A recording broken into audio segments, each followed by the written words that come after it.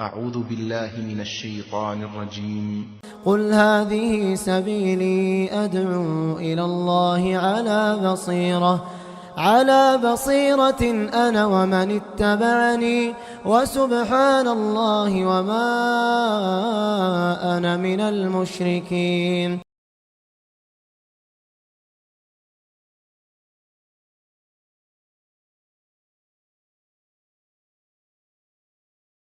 السلام علیکم ورحمۃ اللہ وبرکاتہ. بسم اللہ الرحمن الرحیم. الحمد للہ رب العالمین والصلاة والسلام على اشرف الانبیاء والمرسلین وعلى من تبعهم بإحسان الى یوم الدین. فاعوذ باللہ من الشیطان الرجیم. بسم اللہ الرحمن الرحیم. وذکر فإن الذکر تنفع المؤمنین. محترم حاضرین، جیسا کہ ہم سب اس بات سے واقف ہیں کہ ہمارے درمیان فضیلت الشیخ عبد الوارث مدنی حفظہ اللہ موجود ہیں اور ہم کئی دنوں سے مختلف مجالس میں آپ سے استفادہ کر رہے ہیں. تو ذمہ داران IRGC نے بھی یہ طے کیا ہے کہ تمام لوگوں کے لیے کوئی ایسی مجلس منعقد ہو جس میں سب لوگ آپ سے مستفید ہوں. اور اس مجلس کے لیے جو موضوع کا انتخاب کیا گیا ہے وہ موضوع بہت ہی اہم موضوع ہے کہ شبہات کے وقت صحابہ اکرام رضوان اللہ علیہم اجمعین کا کیا منہج تھا علماء اکرام سے سوال کرنے کا.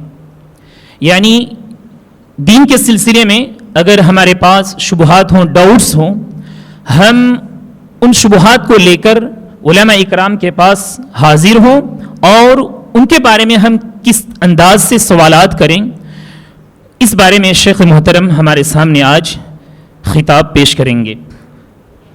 مجھے کہا گیا ہے کہ شیخ کے بارے میں مختصراً کچھ تعارف پیش کروں، چونکہ علماء اکرام کے بارے میں ہم تمام کو واقف رہنا یہ بہت ہی ضروری ہے.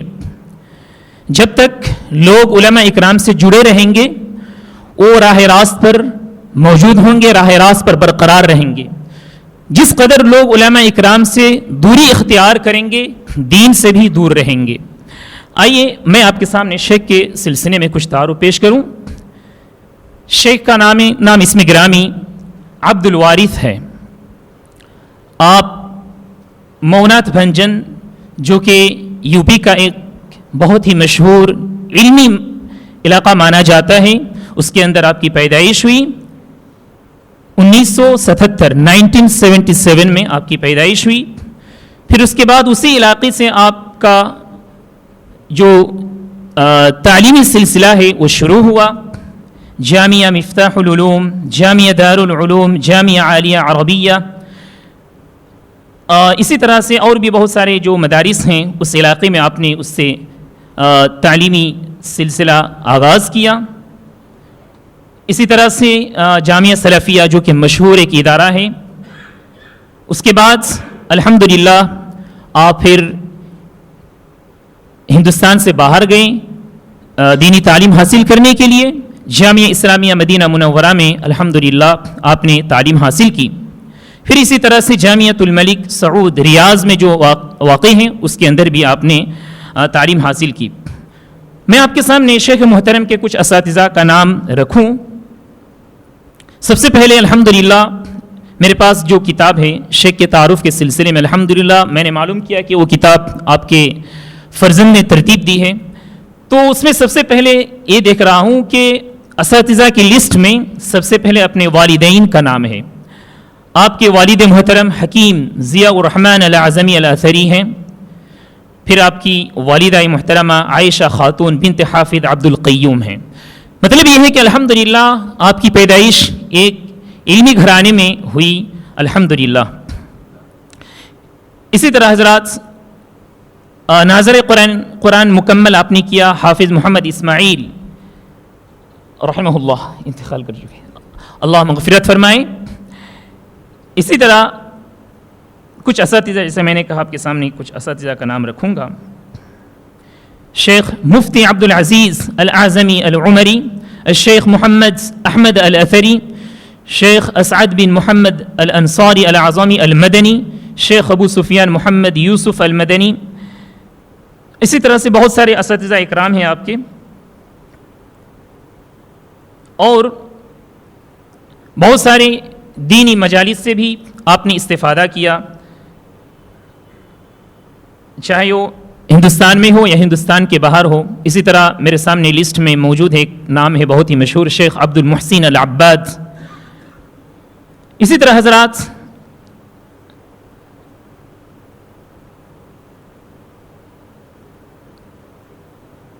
اب میں آپ کے سامنے بس آپ کی خدمت کے سلسلے میں آپ نے کیا خدمت انجام دی ہے اور اب تک کیا خدمت انجام دیے جا رہے ہیں اس کے بارے میں گفتگو کروں.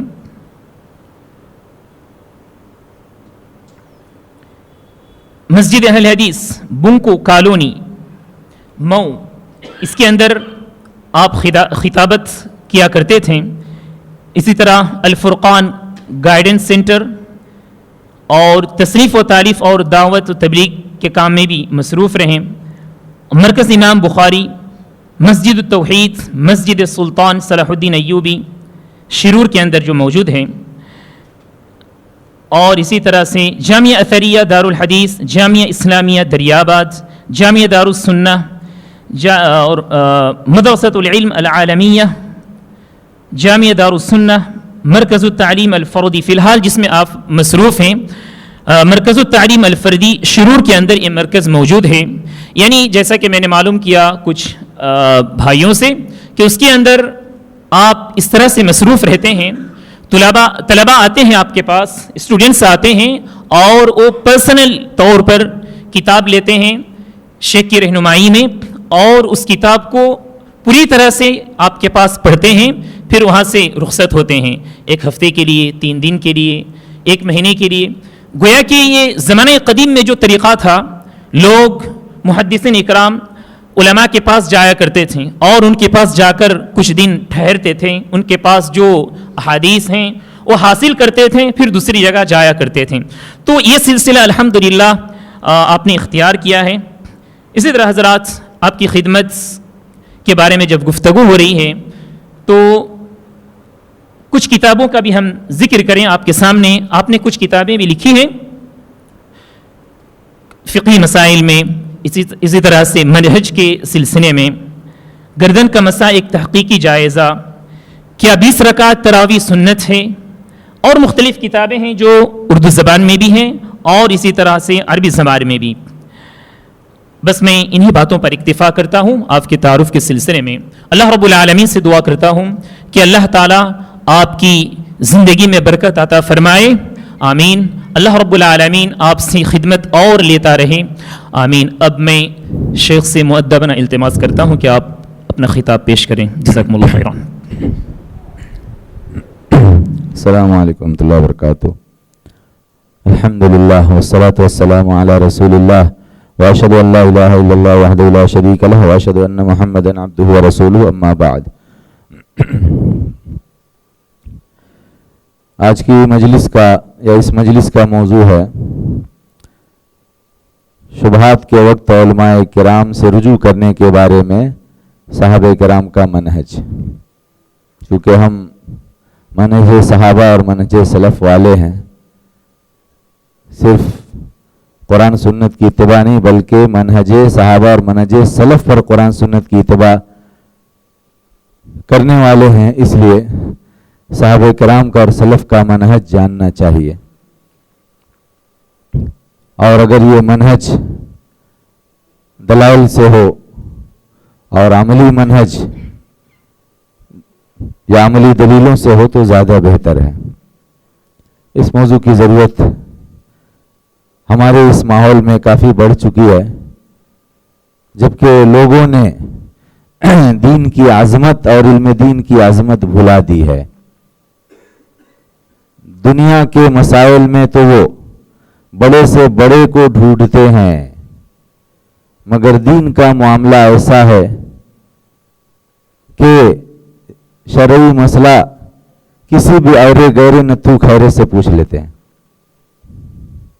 پرواہ نہیں کرتے کہ وہ اس علم کے بارے میں پوچھ رہے ہیں جو اللہ نے جبریل کے واسطے سے نبی صلی اللہ علیہ وسلم پر نازل کیا ہے. ایک مشہور قصہ ہے. ایک آدمی اپنی بیوی کو طلاق دیتا تھا، پھر اپنے پڑوسی سے ذکر کرتا تو اس کا پڑوسی اس کو نصیحت کرتا اور کہتا رجوع کر لو، تو وہ رجوع کر لیتا.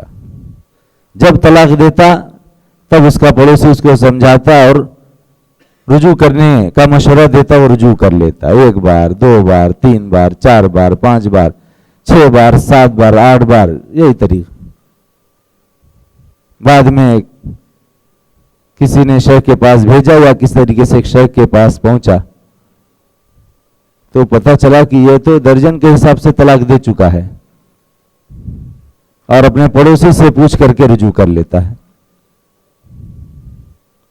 شیخ نے کہا کہ دنیا کے معاملے میں تو اسپیشل کو ڈھونڈتے ہیں. ایک دانت میں درد ہو تو ڈھونڈیں گے کون ہے، ہر کسی ڈاکٹر کے پاس نہیں چلے جائیں گے. دانت کا اچھا ڈاکٹر کون ہے؟ اگر اپنے شہر میں نہیں ہے تو دوسرے شہر میں جائیں گے. پیسے نہیں بھی ہیں تو پیسے کا انتظام کریں گے. کسی بھی حال میں صحیح ڈاکٹر کے پاس پہنچنے کی کوشش کریں گے، اور ذرا بھی شبہ ہو جائے تو ڈاکٹر بدل دیں گے.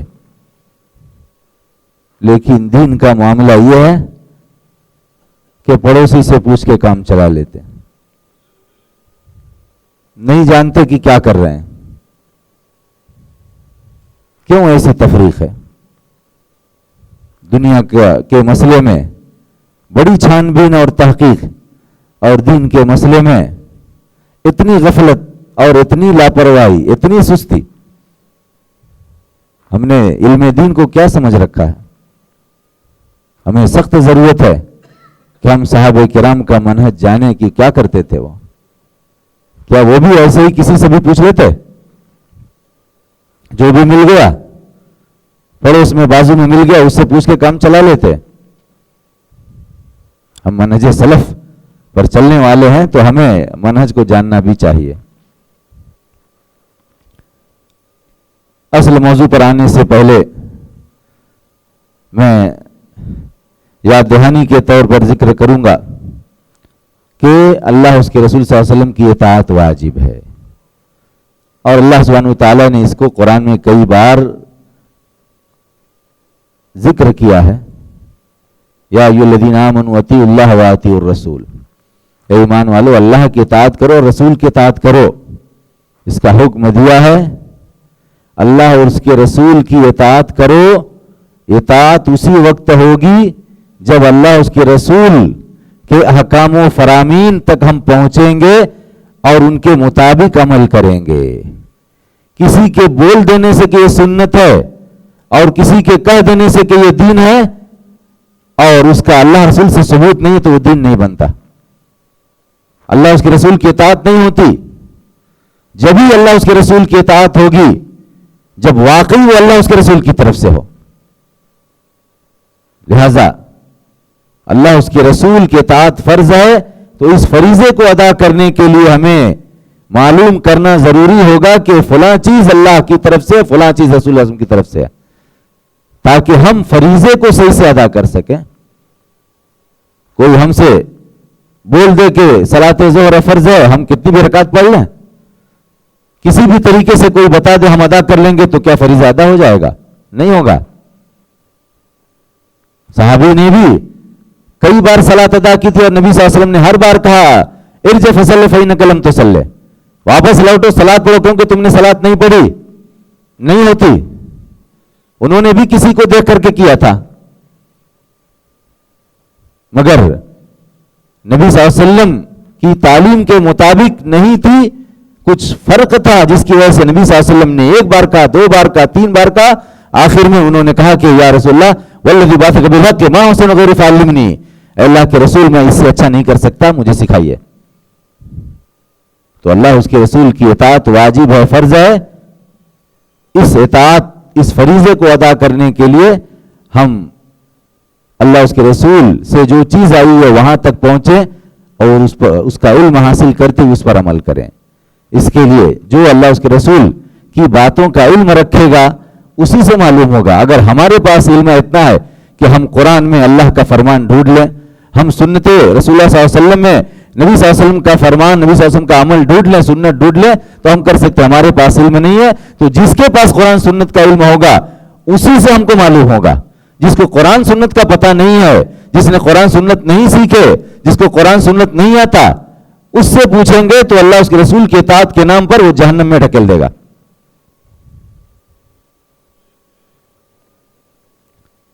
دوسری چیز یہ کہ اس کی تاکید کے طور پر بھی اللہ نے سورہ اعراف شروع میں کہا اتبعوا ما انزل الیکم من ربکم ولا تتبعوا من دونہ اولیاء قلیلا ما تتذکرون. اتبعوا ما انزل الیکم، تم لوگ اس کی اتباع کرو جو تمہاری طرف تمہارے رب کی جانب سے اتاری گئی ہے، جو آسمان سے جو اللہ کی وحی کی شکل میں آئی ہے اسی کی اتباع کرنی ہے.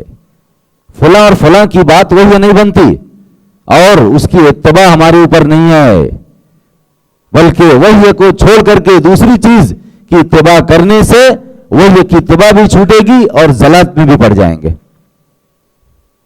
کیا چیز اللہ کی وحی ہے، کیا چیز اللہ کا دین ہے، وہ جانے. اسی میں اللہ اس کے رسول کی اطاعت ہے، اسی میں اللہ کی وحی کی اتباع ہے، اسی میں سلامتی، اسی میں دین پر عمل ہے. اس کے بعد شبہات کے بارے میں نبی صلی اللہ علیہ وسلم نے ہمیں اس بات کی تعلیم دی ہے کہ جب تک شبہات کے بارے میں صحیح اور پکا علم حاصل نہ ہو تو شبہات میں احتیاط کا راستہ اپنائیں تاکہ دین بھی محفوظ رہے، عزت بھی محفوظ رہے.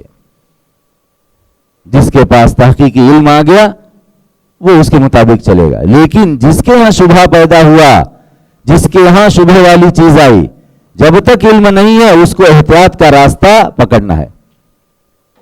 صحیح بخاری اور صحیح مسلم میں نعمان بن بشیر رضی اللہ عنہ سے روایت ہے، کہتے ہیں میں نے رسول اللہ صلی اللہ علیہ وسلم کو فرماتے ہوئے سنا ہے ان الحلال بین وان الحرام بین وبینہما مشتبہات لا یعلمہن کثیر من الناس فمن اتقى الشبهات استبرأ لدینہ وعرضہ ومن وقع في الشبهات وقع في الحرام كالراعي يرعى حول الحمى يوشك ان يرتع فيه الا وان لكل ملك حمى الا وان حمى الله محارمه الا وان في الجسد مضغة اذا صلحت صلح الجسد كله واذا فسدت فسد الجسد كله الا وهي القلب.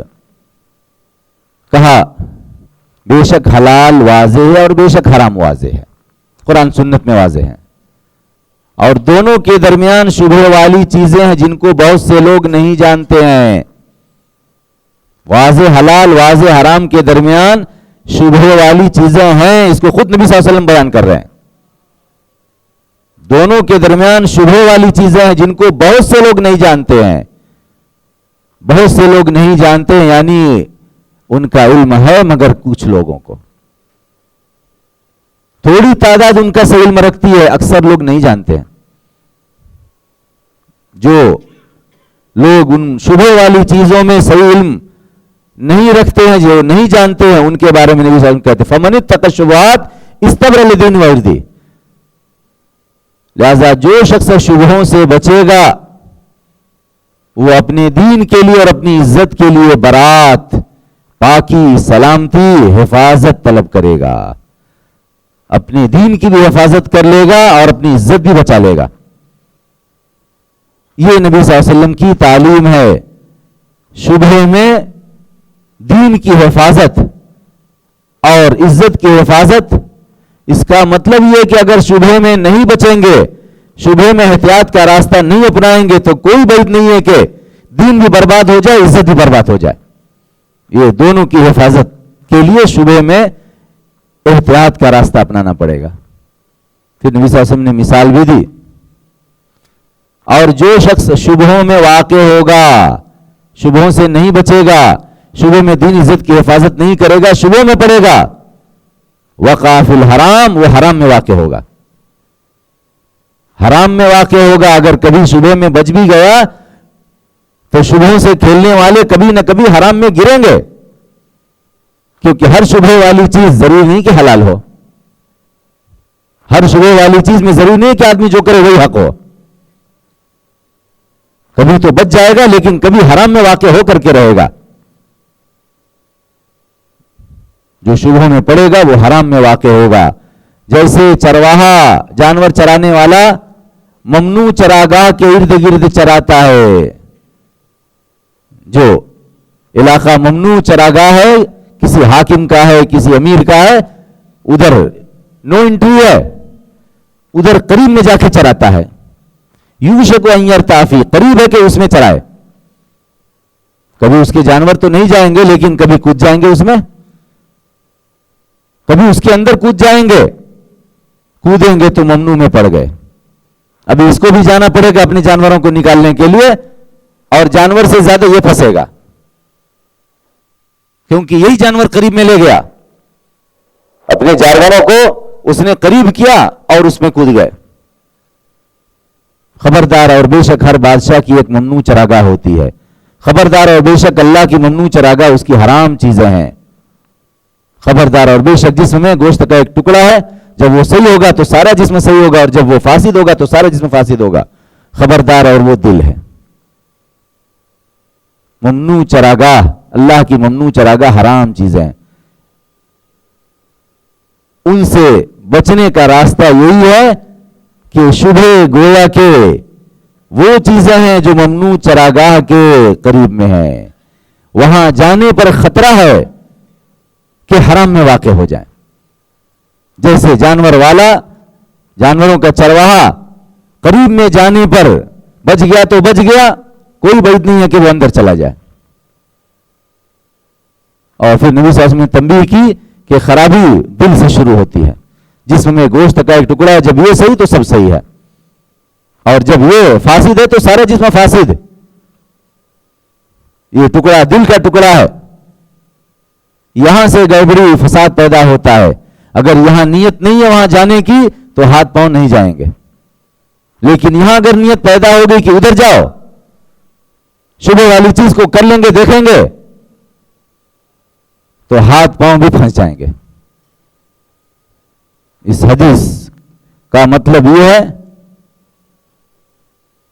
کہ واضح حلال اور واضح حرام کے درمیان شبہ والی چیزیں ہیں، ان کے بارے میں ہوشیار رہو. شبہ والی چیزوں سے بچو، تمہارا دین، تمہاری عزت محفوظ رہے گی. اگر شبہ میں واقع ہوئے تو کبھی نہ کبھی حرام میں واقع ہو سکتے ہو. ایسا نہیں ہوگا کہ ہر شبہ والی چیز میں پڑتے گئے اور کبھی بھی حرام میں واقع نہیں ہوئے. ہو گئے. اللہ اس کے رسول کی خبر جھوٹی نہیں ہوتی. تو شبہ والی چیز میں شرعی منہج یہ اپنے آپ کو بچاؤ. احتیاط کا راستہ کیا ہے؟ صحابہ اس پر عمل کرتے تھے، اس کی مثال بھی آئے گی انشاءاللہ. صحیح بخاری میں انس رضی اللہ عنہ سے روایت ہے. اس سے پہلے جامع ترمذی میں حسن بن علی رضی اللہ عنہ کی حدیث ہے. انہوں نے رسول اللہ صلی اللہ علیہ وسلم سے نقل کیا کہ نبی صلی اللہ علیہ وسلم فرماتے تھے، دع ما یریبک الی ما لا یریبک فإن الصدق طمأنینہ وإن الکذب ریبہ. یہ حدیث مسند احمد میں بھی ہے. تم اس چیز کو چھوڑ دو جو تم کو شبہ میں ڈالتی ہے، شک میں ڈالتی ہے، اس چیز کی طرف اس چیز کو لو جو تم کو شبہ میں نہیں ڈالتی. یہ نبی صلی اللہ علیہ وسلم کا فرمان ہے، اس پر عمل کرنا دین ہے. اس چیز کو چھوڑ دو، اس چیز سے بچو جو تم کو شبہ میں ڈالتی ہے، اس چیز کو لو جو تم کو شبہ میں نہیں ڈالتی. کیونکہ سچائی اطمینان ہے اور جھوٹ تہمت ہے. شبہ سے پاک چیز پر عمل کرو گے، یہ سچائی والی چیز ہے، دل کو اطمینان رہے گا. اور اگر شبہ والی چیز میں پڑے تو کوئی بعید نہیں ہے کہ کبھی تہمت میں پھنس جاؤ، کبھی جھوٹ میں پھنس جاؤ، کبھی غلط چیز میں پھنس جاؤ. اور کرنے کے بعد اگر نہیں بھی معلوم ہوا تو دل مطمئن نہیں ہے، ایسا کیا پتہ نہیں کیا ہوگا، حلال ہوا کہ حرام ہوا، کرنا تھا کہ نہیں کرنا تھا. دل کا اطمینان ختم. اور اگر معلوم ہو گیا کہ وہ چیز واقعی حرام ہے تو اب بس یہی ہے کہ اللہ سے توبہ کر لو، کیونکہ گناہ تو کر چکے. یہ نبی صلی اللہ علیہ وسلم کی تعلیم ہے.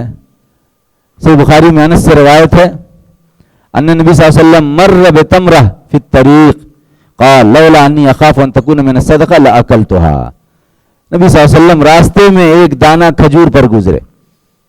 راستے میں ایک کھجور کا ایک دانہ گرا ہوا تھا، وہاں سے گزرے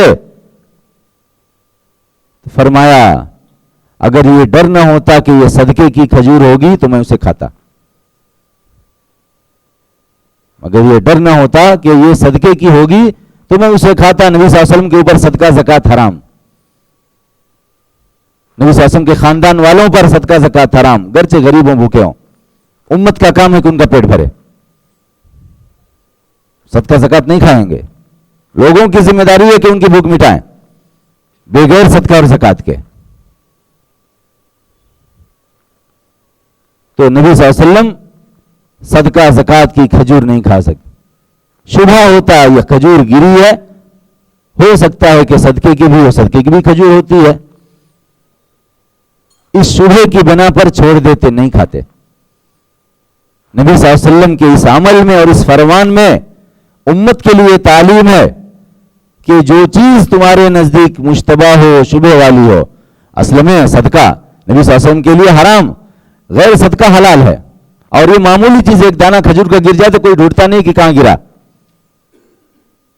کوئی بھی اٹھا کے کھا سکتا ہے. لیکن نبی صلی اللہ علیہ وسلم کے اوپر صدقہ کی چیزیں حرام، تو اس شبہ کی بنا پر کہ صدقے کی ہوگی اس سے اجتناب کرتے. اس میں تعلیم ہے کہ شبہ والی چیز سے بچ کر کے رہو. یہ چیز حرام کی ہو سکتی ہے تو اس سے اجتناب کرو، اس کے پیچھے نہیں لگو. ورنہ ایک دانہ کھجور میں کیا رکھا ہے. لیکن ایک دانہ کھجور حرام میں واقع کر سکتا ہے.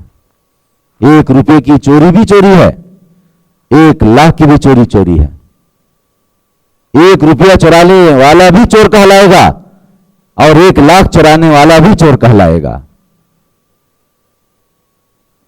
کوئی چھوٹا ہے کوئی بڑا ہے، لیکن چوری میں پھنس جائیں گے. تو حرام، ایک دانہ حرام کا ہو تو اس کا کھانے والا بھی حرام میں واقع ہو گیا. اب اس کے بعد ہم صحابہ کے منہج کے بارے میں صحابہ کا عمل دیکھیں گے. صحابہ جب شبہ ہوتا تو کیا کرتے.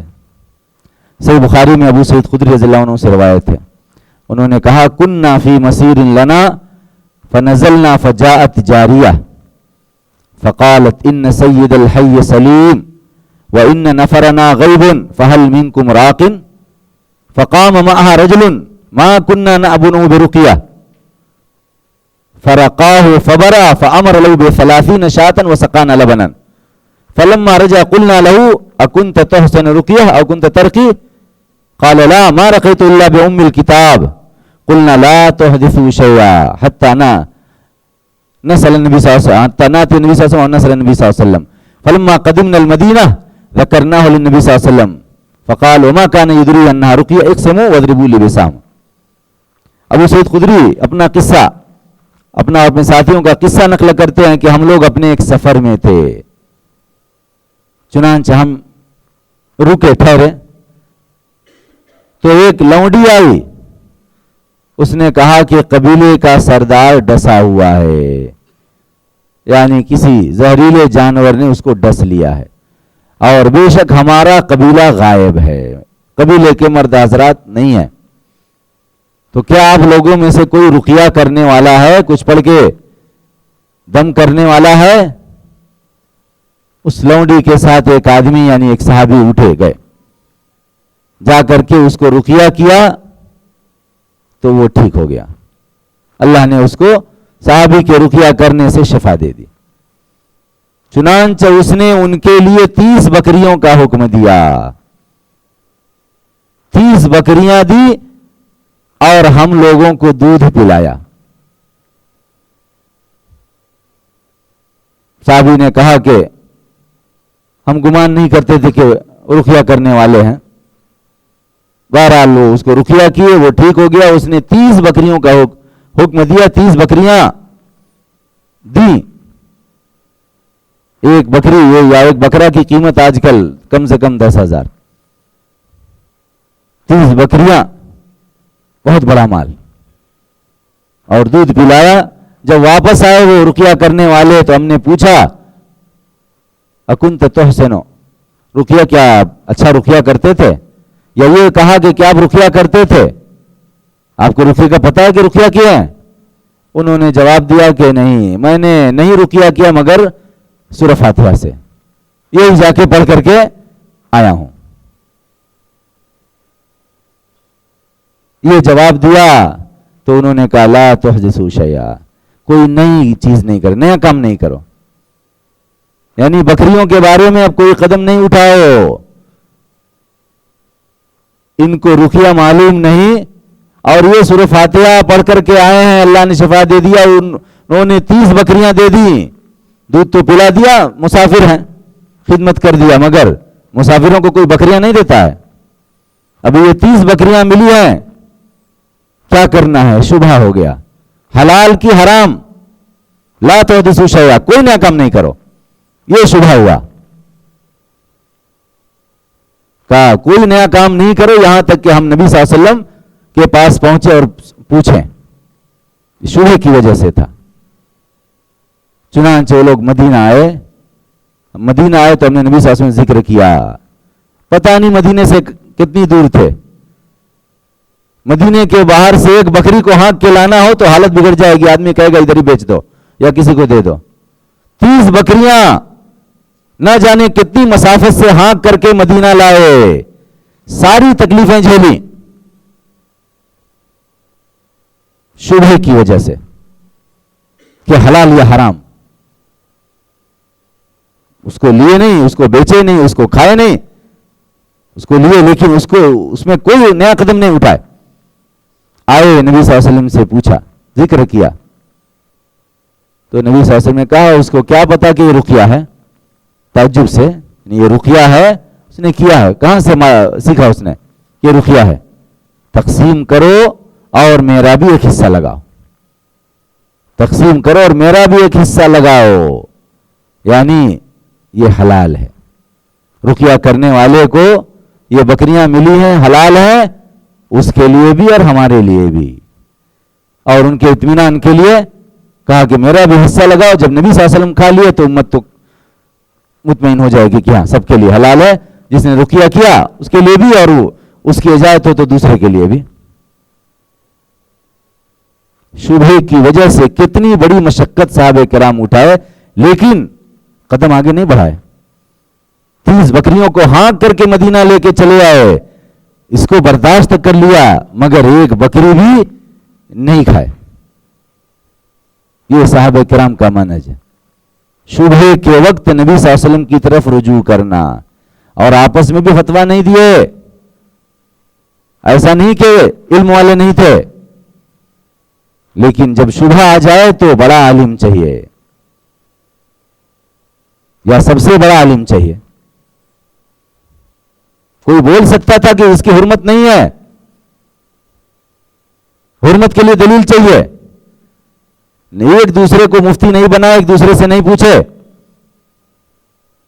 کسی نے کہہ دیا کچھ نیا کام نہیں کرو تو خلاص، ساری مشقت جھیل لیے، نبی صلی اللہ علیہ وسلم سے رجوع کر کے حق معلوم کیے. یہ منہج صحابہ، اس کو یاد رکھیں.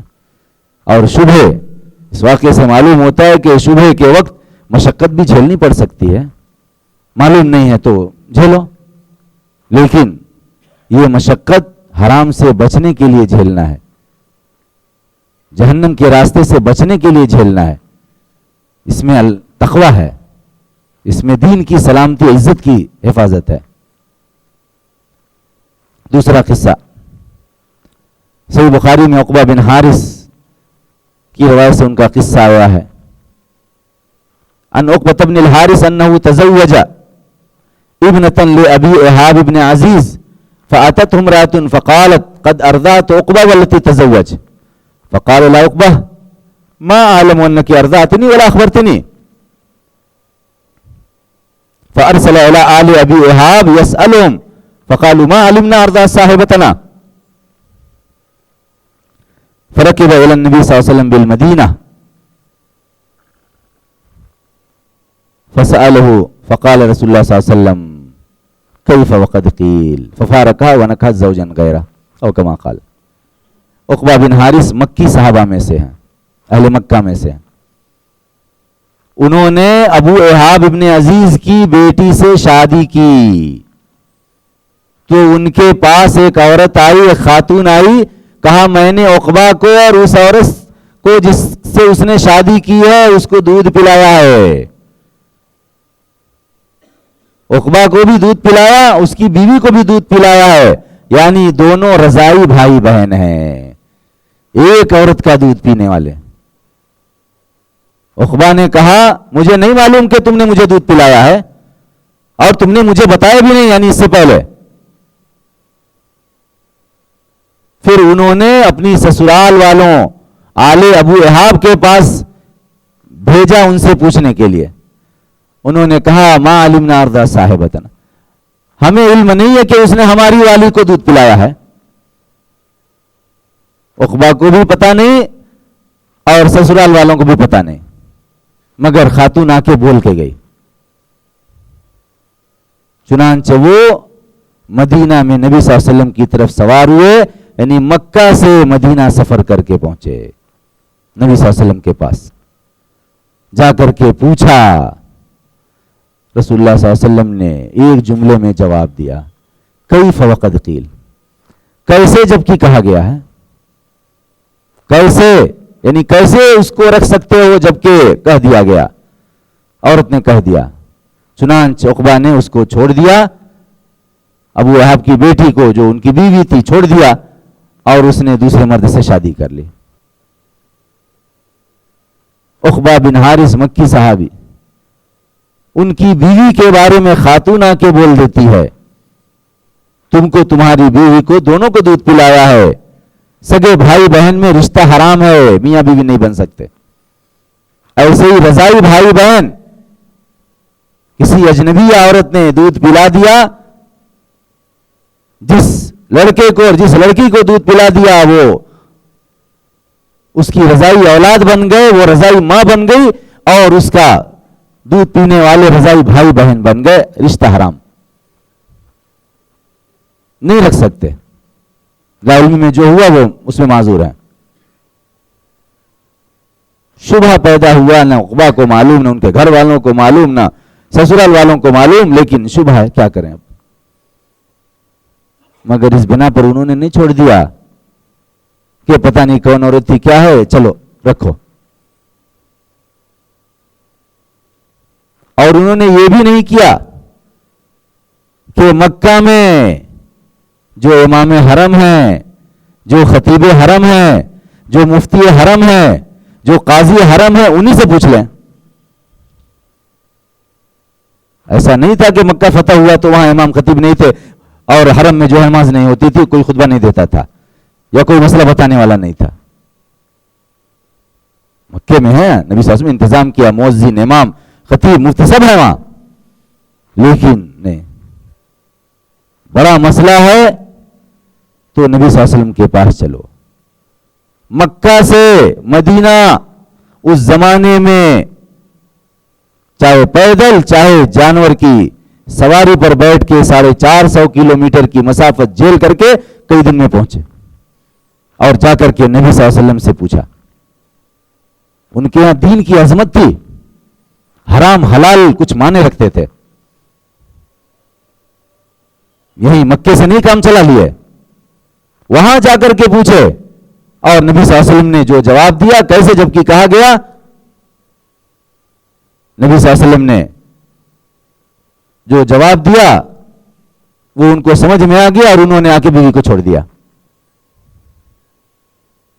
اس جواب کے بارے میں علماء کے دو موقف ہیں۔ ایک موقف یہ ہے کہ دودھ پلانے کے بارے میں دودھ پلانے والی اکیلی عورت کی گواہی کافی ہے، اس لیے نبی صلی اللہ علیہ وسلم نے جواب دیا، اس کی گواہی سے حرمت ہو گئی۔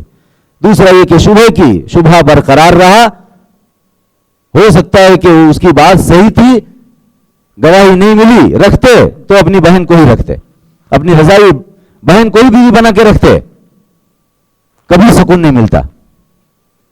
اور کبھی اگر ثابت ہو جاتا بعد میں دوسرے دلائل سے، گواہوں سے،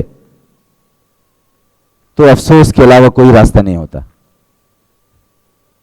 تو یا تو ایک عورت کی گواہی کو کافی سمجھ کر کے جواب دیا، یا شبہ کا کوئی علاج نہیں تھا، اس کی وجہ سے جواب دیا۔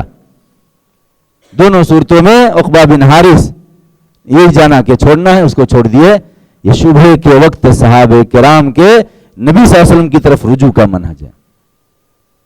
جن کے پاس سب سے زیادہ علم ہے, جن کا فتویٰ شریعت ہے, ان کی طرف رجوع کیا.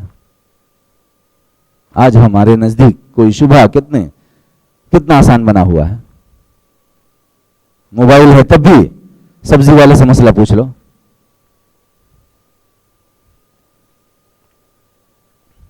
تیسرا قصہ صحیح بخاری میں عائشہ رضی اللہ عنہا کی روایت سے, انہوں نے کہا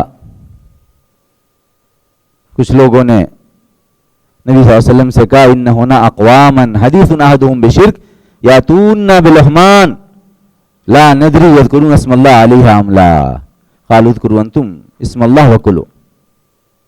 کہا کہ یہاں کچھ لوگ ہیں, صحابہ نے نبی صلی اللہ علیہ وسلم سے عرض کیا کہ یہاں پر کچھ لوگ ہیں جو شرک کے ساتھ نئے زمانے والے ہیں, یعنی نو مسلم ہیں, ابھی جلدی شرک سے نکلے ہیں, نو مسلم ہیں, وہ ہمارے پاس گوشت لاتے ہیں, ہمیں نہیں معلوم کہ اس پر ذبیحے پر اللہ کا نام لیا ہے یا نہیں لیا ہے.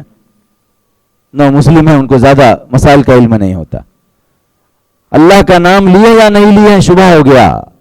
ایسے لوگوں کا ذبیحہ جن کے بارے میں شبہ ہے کہ پتہ نہیں اللہ کا نام لیے یا نہیں لیے یا بھول گئے, ان کا ذبیحہ ہم کھائیں یا نہ کھائیں. نبی صلی اللہ علیہ وسلم نے جواب دیا تم لوگ اللہ کا نام لو, بسم اللہ کا, اور کھاؤ. نو مسلم کے ذبیحے کے بارے میں بتا دیا. گرچہ شبہ ہو لیکن تم اللہ کا نام لے کر کھا لو. شبہ کی بنا پر انہوں نے ایسا بھی نہیں کیا کہ نہیں پوچھیں, ایسا بھی نہیں کیا کہ چھوڑ دیں. شبہ کو انہوں نے شبہ جانا اور اس میں علم حاصل کرنے کی ضرورت جانی, اس لیے نبی صلی اللہ علیہ وسلم سے رجوع کیا اور نبی صلی اللہ علیہ وسلم نے ان کو حق بتا دیا. یہ منہج صحابہ ہے.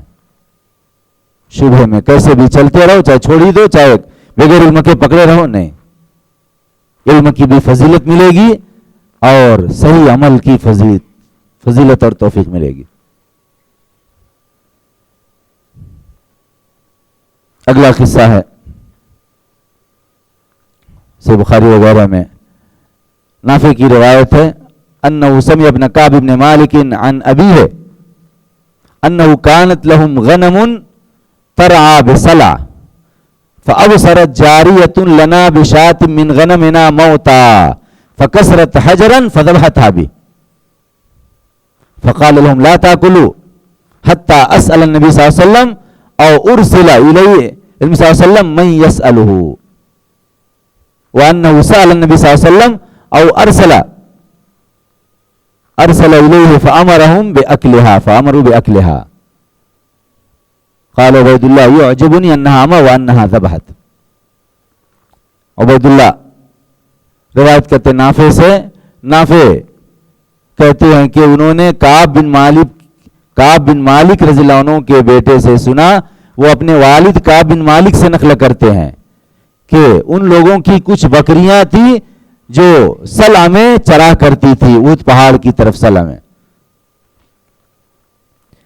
وہاں چرا کرتی تھی. چنانچہ ہماری ایک لونڈی نے ہماری بکریوں میں سے ایک بکری میں موت دیکھی, یعنی اس کو مرتے ہوئے دیکھا. چنانچہ اس نے ایک پتھر توڑا اور اس پتھر سے اس بکری کو ذبح کر دیا. پتھر توڑ کر کے پتھر کی نوک سے ذبح کر دیا اس کے مرنے سے پہلے. کعب بن مالک نے اپنے گھر والوں سے کہا لا تاکلوا, نہیں کھاؤ, یہاں تک کہ میں نبی صلی اللہ علیہ وسلم سے پوچھ لوں یا نبی صلی اللہ علیہ وسلم کے پاس کسی کو بھیجوں جو ان سے پوچھے. پھر انہوں نے یا تو نبی صلی اللہ علیہ وسلم سے پوچھا یا کسی کو بھیج کر کے معلوم کرایا, تو نبی صلی اللہ علیہ وسلم اس کے کھانے کا حکم دیا. عبید اللہ نے کہا یہ حدیث مجھے خوش کرتی ہے کہ وہ لونڈی تھی اور اس نے ذبح کیا. اس واقعے میں لونڈی جو عورت ہے, لونڈی ہے اور وہ عورت ہے, اور اس نے مرتی ہوئی بکری کو مرنے سے پہلے پتھر سے ذبح کیا, چھری سے نہیں. ابھی عورت کا ذبیحہ ہے تو حلال ہے یا نہیں؟ کیونکہ عورتیں عام طور سے ذبح نہیں کرتی.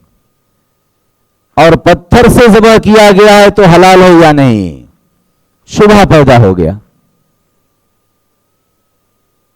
شبہ پیدا ہو گیا، روک دیا گھر والوں کو.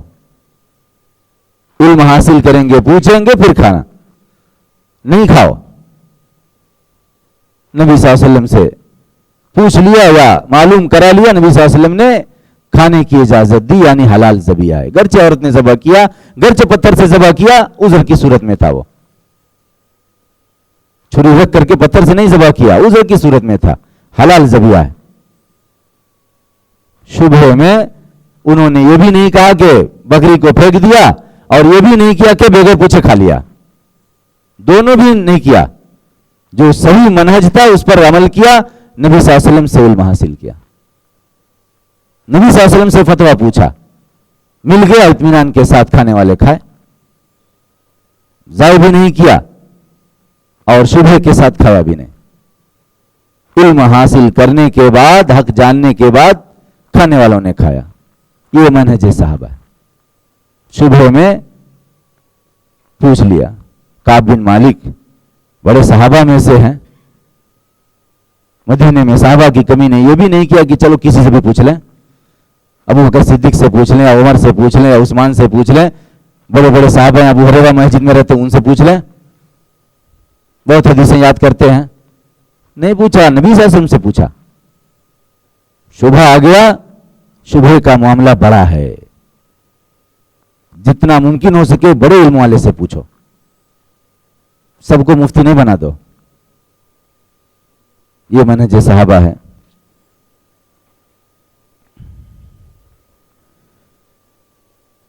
اگلا قصہ صحیح بخاری میں عائشہ رضی اللہ عنہ کی روایت سے آیا. انہوں نے کہا اختصم سعد بن ابی وقاص وعبد بن زمعہ فی غلام فقال سعد هذا یا رسول اللہ ابن اخی عتبہ بن ابی وقاص احد الی انه ابنه انظر الى شبهه. وقال عبد بن زمعہ هذا اخی یا رسول اللہ ولد على فراش ابی من ولیدته. فنظر رسول اللہ صلی اللہ علیہ وسلم الى شبهه فرأى شبها بينا بعتبہ فقال هو لك يا عبد بن زمعہ الولد للفراش وللعاهر الحجر واحتجبي منه يا سوداء. قالت فلم ير سودة قط. عائشہ رضی اللہ عنہ نے کہا کہ سعد بن ابی وقاص اور عبد بن زمعہ نے ایک لڑکے کے بارے میں جھگڑا کیا. سعد نے کہا اللہ کے رسول یہ میرا بھتیجا ہے، میرے بھائی عتبہ بن ابی وقاص نے مجھ سے عہد لیا کہ یہ اس کا بیٹا ہے. اس کی عتبہ سے مشابہت دیکھیے. عبد بن زمعہ نے کہا اللہ کے رسول یہ میرا بھائی ہے، میرے والد کے بستر پر ان کی لونڈی سے پیدا ہوا ہے. رسول اللہ صلی اللہ علیہ وسلم نے بچے کی مشابہت عتبہ سے دیکھی، بچہ عتبہ کے مشابہ ہے. پھر کہا اے عبد بن زمعہ یہ تمہارا ہے، یعنی تمہارا بھائی ہے، اور زانی کے لیے پتھر ہے. زانی کے لیے پتھر ہے. ایک تفسیر ہے کہ پتھر ہے اور صحیح تفسیر یہ ہے کہ کچھ نہیں ہے. جیسے ہمارے اردو زبان میں کہتے ہیں فلاں کے لیے خاک، یعنی کچھ نہیں، زیرو. زانی کے لیے پتھر ہے. الولد للفراش وللعاہر الحجر. اولاد بستر کی ہے اور زانی کے لیے پتھر ہے. پھر کہا اے سودا بنت زمعہ اس سے پردہ کرو. عائشہ نے کہا پھر وہ سودا کو کبھی نہیں دیکھ سکا. ایک بڑا قصہ ہے. ایک لڑکا ایک بچہ جس کے بارے میں دو لوگوں نے دعویٰ کیا. سعد بن وقاص نے دعویٰ کیا کہ ان کا بھتیجا عتبہ کا بیٹا ہے، یہ چہرہ ملتا جلتا ہے. لیکن دوسری طرف سے ام المومنین سودا بنت زمعہ رضی اللہ عنہا کے بھائی عبد بن زمعہ نے دعویٰ کیا کہ میرا بھائی ہے، یعنی باپ شریک بھائی ہے. ان کی دلیل یہ ہے کہ یہ میرے باپ کے بستر پر پیدا ہوا ان کی لونڈی سے، ہمارے باپ کی لونڈی کی اولاد، تو میرا بھائی ہے، باپ شریک بھائی ہے. نبی صلی اللہ علیہ وسلم نے دیکھا کہ واقعی بچہ عتبہ کے مشابہ ہے، عتبہ کو جانتے تھے، لیکن فلاں کے گھر کا ہے. تو عبد بن زمعہ کے حق میں کہا کہ یہ تمہارا ہے، یعنی تم لے جاؤ، تمہارا بھائی ہے. اور کہا کہ زانی کے لیے اور قاعدہ بیان کیا کہ یہ اولاد بستر کی ہے، جہاں پیدا ہوئی ہے اس کی رہے گی. کوئی بھی آ کے دعویٰ کر دے اس کو اولاد نہیں ملے گی. اگر وہ زانی ہے تو اس کے لیے رجم ہے، اگر وہ شادی شدہ ہے نہیں تو 100 کوڑے ہیں. زانی کو اولاد نہیں، زانی کو بچہ نہیں ملے گا، زانی کو اللہ کی سزا ملے گی.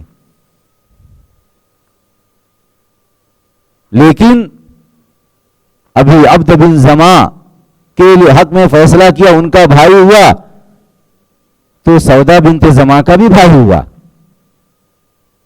مگر نبی صلی اللہ علیہ وسلم نے شبہے کی بنا پر کہا اے سودا اس سے پردہ کرو، اپنے اس بھائی سے پردہ کرو، بھائی سے پردہ. چنانچہ ام المؤمنین سودا بنت زمعہ رضی اللہ عنہا نے اس پر عمل کیا اور وہ بچہ کبھی ان کو نہیں دیکھ پایا. جیسے اجنبی سے پردہ ویسے اس بچے سے پردہ، گرچہ زمعہ کا بیٹا، سودا بنت زمعہ، زمعہ کی بیٹی اور یہ زمعہ کا بیٹا ان کی لونڈی سے.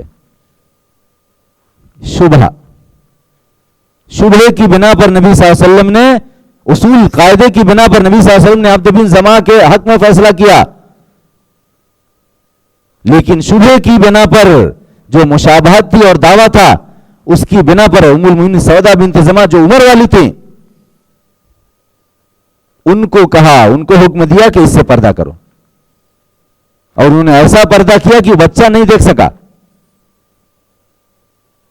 اپنی بہن کو، اپنی بڑی بہن کو، سودا بنت زمعہ بوڑھی بہن کو نہیں دیکھ سکا. اور اس میں دلیل ہے کہ چہرے کا پردہ ہے، ورنہ وہ دیکھ ہی لیتے.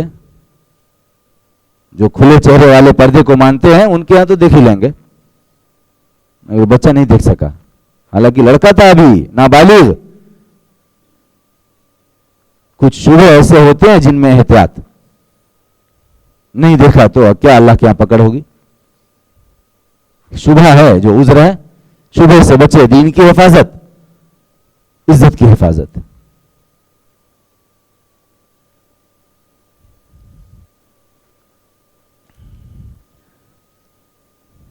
ایک اور قصہ ہے، صحیح بخاری میں بھی اور صحیح مسلم میں بھی ہے، مختصر روایت ذکر کرتا ہوں. علی رضی اللہ عنہ سے روایت ان رسول اللہ صلی اللہ علیہ وسلم بعث جیشا وامر علیہم رجلا فاوقد نارا وقال ادخلوها فاراد ناس ان يدخلوها وقال آخرون انا قد فررنا منها. علی کہتے ہیں کہ نبی صلی اللہ علیہ وسلم نے ایک لشکر بھیجا اور ان کے اوپر ایک آدمی کو امیر یعنی کمانڈر مقرر کر دیا. وہ لوگ گئے، امیر الجیش کمانڈر کو کسی بات پر غصہ آ گیا، لکڑیاں اکٹھا کرایا، جلوایا اور کہا کہ اس میں کود جاؤ، تم لوگ آگ میں داخل ہو جاؤ یعنی جل کے مر جاؤ. کچھ لوگوں نے ارادہ کیا کہ اس میں داخل ہو جائے، امیر کا حکم ہے. تفصیلی روایت کے مطابق نبی صلی اللہ علیہ وسلم نے رخصت کرتے وقت کہا تھا اس موواتی ہو، اپنے امیر کی بات سننا اور ماننا. اس نصیحت پر عمل کرتے ہوئے کچھ لوگوں نے ارادہ کیا آگ میں امیر کی بات مانے اور آگ میں جل کے مر جائیں. وہ جذبہ تھا ان کا، امیر کی اطاعت کرنی ہے. دوسرے لوگوں نے کہا کہ ہم تو آگ سے بھاگے ہوئے ہیں، جہنم کی آگ سے بچنے کے لیے ہم اسلام لائے ہیں، ابھی اس آگ میں کیوں کودیں؟ بہرحال اللہ نے بچا لیا، کوئی نہیں کودا. نبی صلی اللہ علیہ وسلم کے پاس آئے اور آ کر کے ذکر کیا. ایک بڑا حادثہ تھا, اللہ نے بال بال بچا لیا. نبی صلی اللہ علیہ وسلم سے ذکر کیا تو نبی صلی اللہ علیہ وسلم نے قال للذین ارادوا ان يدخلوها لو دخلتموها لم تزالوا فيها الى يوم القیامہ, جو لوگ آگ میں کودنے کا ارادہ کیے تھے ان سے کہا کہ اگر اس میں داخل ہوتے تو قیامت کے دن تک اس میں پڑے رہتے. خودکشی کر کے مرتے, آگ میں جل کے جلا کے اپنے آپ کو مارتے تو اسی میں قیامت کے دن تک جلتے رہتے. وقال للآخرین قولا حسنا, دوسرے لوگوں سے جو انکار کیے تھے آگ میں کودنے سے ان کی تعریف کی, اچھی بات کہی, اور کہا لا طاعۃ فی معصیۃ اللہ انما الطاعۃ فی المعروف, اللہ کی معصیت میں کوئی اطاعت نہیں ہے. امیر کی بات سننا اور ماننا ہے, لیکن یہ بھی جان لو کہ اللہ کی معصیت میں, اللہ کی حرام کردہ چیز میں کوئی اطاعت نہیں ہے. اطاعت معروف میں, بھلے کام میں ہے, صحیح کام میں, جائز کام میں ہے. یہاں اتنا بڑا مسئلہ اس واقعے میں پیدا ہوا کہ آگ جلا کر کے حکم دے دیے جل کے مر جاؤ. ابھی ایک طرف نبی صلی اللہ علیہ وسلم کا حکم تھا سننا اور ماننا, اور دوسری طرف آگ میں جل کے مرنا حرام. لیکن یہ قاعدہ ان کو نہیں معلوم تھا کہ اللہ کی نافرمانی میں کوئی اطاعت. شبہ کا شکار ہوئے, کوئی کودنا چاہتا ہے, کوئی انکار کر رہا ہے, اختلاف ہوا, کوئی واضح چیز نہیں ہوئی, اس میں تاخیر ہوئی اور آگ بجھ گئی, پھر اللہ نے بچا لیا. مگر اس مسئلے کا ذکر نبی صلی اللہ علیہ وسلم سے کیا, آپس میں نہیں حل کر لیے. ابھی پہلے ہی سے صحابہ دو گروپ ہو گئے اس مسئلے میں, دو جماعت نہیں بنے لیکن مسئلے میں مختلف ہو گئے. نبی صلی اللہ علیہ وسلم سے اس کا ذکر کیا, پھر نبی صلی اللہ علیہ وسلم نے ان کی صحیح رہنمائی فرمائی. شبہ کے وقت بچ کے رہنا, اگر شبہ کے وقت قدم بڑھائیں گے تو بہت بڑا خطرہ بھی ہو سکتا ہے, جہنم رسید بھی ہو سکتے ہیں. اس واقعے میں اگر آگ میں کودنے والے واقعی کود جاتے تو نبی صلی اللہ علیہ وسلم نے بیان کر دیا, اگر اس میں داخل ہوتے تو قیامت کے دن تک اس میں رہتے. کتنی خطرناک بات ہوتی. میدان جہاد میں گئے ہیں اللہ کی راہ میں, کہاں شہادت اور کہاں امیر کی ایک غلطی پر, کم علمی کی بنا پر ہمیشہ کی آگ میں پھنس جاتے. اس میں بہت بڑی تنبیہ ہے کہ شبہ کے وقت سنبھل کر کے رہو اور صحیح علم حاصل کر لو. شبہ سے اگر بچنے والے نہیں رہیں گے تو کبھی بڑی گمراہی کا شکار ہو سکتے ہیں, بڑے گناہ میں پھنس سکتے ہیں اور عذاب میں پھنس سکتے ہیں. لیکن چھوڑنا بھی نہیں, پوچھنا اس کے بارے میں, سیکھنا, اور کسی سے بھی نہیں کام چلا لینا. جس کے پاس صحیح علم ہے, وسیع علم ہے, کشادہ علم ہے, جاؤ, اور اگر علم والوں کی کمی ہو تو کئی علماء سے پوچھو. سفر بھی کرو, عقبہ بن حارث مکہ سے مدینہ آ کے پوچھے, 450 کلومیٹر دور. وہ پہلے بھی چھوڑ سکتے تھے لیکن علم حاصل کرنے کے بعد چھوڑے. شبہ کے وقت شبہ میں ہوشیار رہنا یہ صحابہ کا منہج ہے, اور نبی صلی اللہ علیہ وسلم کی طرف رجوع کرتے تھے, جس میں دلیل ہے کہ شبہ کے وقت بڑے سے بڑے عالم کی طرف رجوع کرو, علماء کی طرف رجوع کرو. کوئی بھی فتویٰ دینے والا مل جائے تو اس سے نہیں پوچھ لو.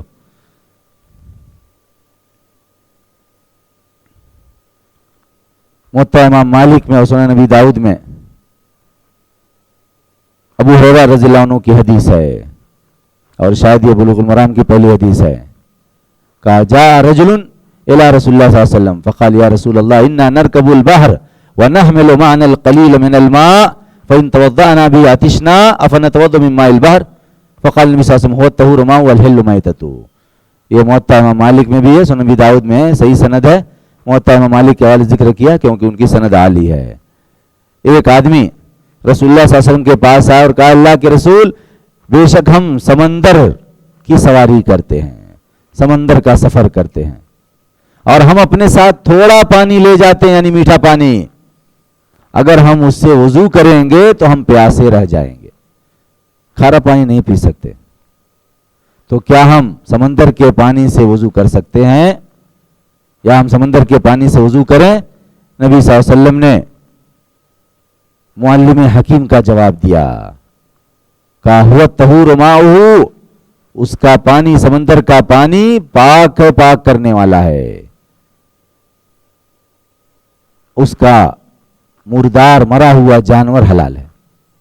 صرف یہ جواب نہیں دیا کہ سمندر کے پانی سے وضو کر لو، ورنہ اتنی ہی گنجائش سمجھتے. عام قاعدہ بیان کر دیا، وضو بھی کرو، غسل بھی کرو، برتن بھی دھلو، کپڑے بھی دھلو، سب چیز میں جیسے میٹھا پانی استعمال کرتے ہو، اس کا پانی پاک ہے، پاک کرنے والا ہے. بڑا جواب دیا، اور یہ بھی بتا دیا کہ اس کا مردار بھی حلال ہے. اگر ضرورت پڑے تو مری ہوئی مچھلی کھا لینا، مرا ہوا کیکڑا کھا لینا، مچھلی کے ساتھ خاص نہیں کیا. یہاں اس واقعے میں غور کیجئے، کہاں مدینہ اور کہاں سمندر. وہاں سمندر میں رہنے والے ایک تو صلاۃ کے پابند ہیں، اس کے لیے وضو کا مسئلہ پوچھے. دوسرے وہاں رہنے والے نبی صلی اللہ علیہ وسلم سے پوچھ رہے ہیں. ان کے نزدیک شبہ ہوا سمندر کے پانی سے وضو کریں کہ نہ کریں، اور اس سے پہلے کتنی تکلیف اٹھائے ہوں گے یا اختلاف ہوا ہوگا. اس کے لیے، اس مسئلے کو حل کرنے کے لیے وہ نبی صلی اللہ علیہ وسلم سے پوچھتے ہیں. اور ابو بکر سے نہیں پوچھا، عمر سے پوچھ کے کام نہیں چلایا، ابو ہریرہ سے کام نہیں چلایا، خادم رسول انس بن مالک سے نہیں پوچھ لیا. سب سے بڑے عالم نبی صلی اللہ علیہ وسلم سے رجوع کر کے پوچھا. پانی کا مسئلہ، وضو کا مسئلہ، وضو کا مسئلہ ہو چاہے کوئی اور بڑا مسئلہ، میراث کا مسئلہ، ان کے نزدیک شرعی مسئلہ ہے تو بہت بڑا مسئلہ ہے، جس کے لیے اللہ کی وحی کی ضرورت ہے، جس کے لیے سنت رسول کی ضرورت ہے، جس کے لیے قرآن کی کتاب اللہ کی ضرورت ہے. انہوں نے اس کو اہمیت دی. شبہ دور کرنے کے لیے انہوں نے رجوع کیا، اور نبی صلی اللہ علیہ وسلم کے پاس سے جو جواب ملا واقعی وہ بہت بڑا جواب تھا، جس میں ساری امت کے لیے تعلیم ہے. کسی سے پوچھ لیتے تو کہہ دیتا کہ کر لو، مگر نبی صلی اللہ علیہ وسلم نے جو جواب دیا وہ شرعی قاعدہ ہے، اور ان کو ان کی دوسری ضروریات کے لیے بھی کافی تھا کہ بار بار سمندر سے نہیں آنا پڑے کہ جا کے اب آئندہ مری ہوئی مچھلی کے بارے میں پوچھیں یا دوسرے جانور کے بارے میں پوچھیں. پہلے بتا دیا. یہ منہج صحابہ ہے، شبہ میں نبی صلی اللہ علیہ وسلم کی طرف رجوع کرنا، جو سب سے زیادہ علم رکھنے والے، سب سے صحیح جواب دینے والے. دوسرے صحابہ موجود ہیں مگر ان سے نہیں، وہ بھی علم رکھتے ہیں مگر ان سے نہیں. جب نبی صلی اللہ علیہ وسلم سے پوچھ سکتے ہیں تو کیوں ان سے پوچھیں؟ جب گزر گئے تو پھر ہیں دوسرے. یہ منہج صحابہ ہے. صحیح بخاری میں عائشہ رضی اللہ عنہ کی روایت سے قصہ آیا ہے. انہوں نے کہا سأل اناس یسأل ناس النبی صلی اللہ علیہ وسلم عن الکہان فقال انہم لیسوا بشیء قالوا یا رسول اللہ فانہم یحدثون بالشیء یکون حقا قال تلک الکلمۃ من الحق یخطفها الجنی فیقرقرها فی اذن ولیہ کقرقرۃ الدجاجہ فیخلطون فی اکثر من 100 کذبہ. کہا کچھ لوگوں نے نبی صلی اللہ علیہ وسلم سے کاہنوں کے بارے میں پوچھا، غیب کی خبریں بتانے والوں سے پوچھا. کاہن یہ صرف یہ کفار کے ساتھ خاص نہیں ہے، اس امت مسلمہ میں بھی کاہنوں کی کمی نہیں ہے، لیکن نام دوسرا ہے، عامل نام ہے، چاہے راقی نام ہے، چاہے بابا کہلاتے ہیں. عاملوں کے بھیس میں، راقیوں کے بھیس میں، باباؤں کے بھیس میں کاہنوں کی بڑی کثرت ہے. بڑے بڑے دعوے، لیکن بھکاریوں سے بھی بدتر ہوتے ہیں، لٹیرے ہوتے ہیں، ایمان بھی لوٹتے ہیں اور دنیا کا مال بھی لوٹ لیتے ہیں. نہ دین سلامت رہتا ہے نہ دنیا سلامت رہتی ہے. کچھ لوگوں نے کاہنوں کے بارے میں نبی صلی اللہ علیہ وسلم سے سوال کیا. نبی صلی اللہ علیہ وسلم نے کہا انہم لیسوا بشیء، وہ لوگ کچھ نہیں ہیں، کچھ نہیں ہے، وہ زیرو. غیب کی خبریں بتانے والوں کو لوگ کتنا اونچا بڑا بناتے ہیں. جو بھی غیب کی خبریں بتاتا ہے, بتانے کا دعویٰ کرتا ہے, وہ جان لے اور اس کے بارے میں لوگ جان لے کہ نبی صلی اللہ علیہ وسلم نے کیا کہا ہے. انہم لیسوا بشیء, بے شک وہ لوگ کوئی چیز نہیں ہے, یعنی 000. عام آدمی ان سے بہتر ہے, چاہے شیخ الاسلام کہلائیں, چاہے شیخ الحدیث کہلائیں, چاہے شیخ القرآن والسنہ کہلائیں, چاہے ولی اللہ کہلائیں, کوئی چیز نہیں ہے, کچھ نہیں ہے. ان کے پاس جانے کی کیا حاجت ہے؟ زیرو سے کیا تعلق؟ جس کے پاس کچھ ہو اس کے پاس جانا چاہیے, جس کے پاس قرآن سنت کی صحیح تعلیم اس کے پاس جانا چاہیے. جس کو نبی صلی اللہ علیہ وسلم زیرو بولے اس کے پاس جاتے ہیں. یہ جہالت کی انتہا ہے, دین سے جہالت کی انتہا ہے. کچھ نہیں ہے. یہ جواب صحابہ کے لیے بڑا تعجب والا تھا. کہا اللہ کے رسول, وہ لوگ کوئی چیز بولتے ہیں جو حق ہوتی ہے, یہ بڑا شبہ. نبی صلی اللہ علیہ وسلم بول رہے ہیں کچھ نہیں ہے, اور لوگ دیکھتے ہیں کہ غیب کی خبر بتانے والے کی فلاں بات صحیح نکل گئی. اسی بات کی وجہ سے کتنے لوگ گمراہ ہیں. غیب جاننے والا مانتے ہیں. جو اللہ کے علاوہ کسی کو عالم الغیب مانے وہ اللہ کی صفت علم غیب میں اللہ کے ساتھ شریک کرنے والا ہے, مشرک ہے. وہ اللہ کے علاوہ کوئی غیب نہیں جانتا. کہا وہ ایسی بات بولتا ہے جو حق ہوتی ہے. نبی صلی اللہ علیہ وسلم نے شبہے کا جواب دیا. کہا کہ وہ حق کلمہ جن اچک لیتا ہے. دوسری روایت میں اس کی تفصیل, آسمان میں جاتا ہے, صحابہ ملائکہ سے قریب ہوتا ہے, ملائکہ کی کچھ باتیں سن لیتا ہے, کوئی بات سن لیتا ہے, کسی طریقے سے اس کی بات زمین پر پہنچ جاتی ہے, دوسرے جن کو بتاتا ہے, وہ مر گیا, دوسرے کو بتا دیا, تیسرے کو بتا دیا, آخر کوئی بچ نکلتا ہے, وہ آ کر کے کاہن کو بتاتا ہے. اس کے کان میں کرکراتا ہے جیسے مرغی کرکراتی ہے. جو لوگ عاملوں, باباؤں اور کاہنوں کے قریب رہے ہوں گے وہ اس چیز کو جان سکتے ہیں.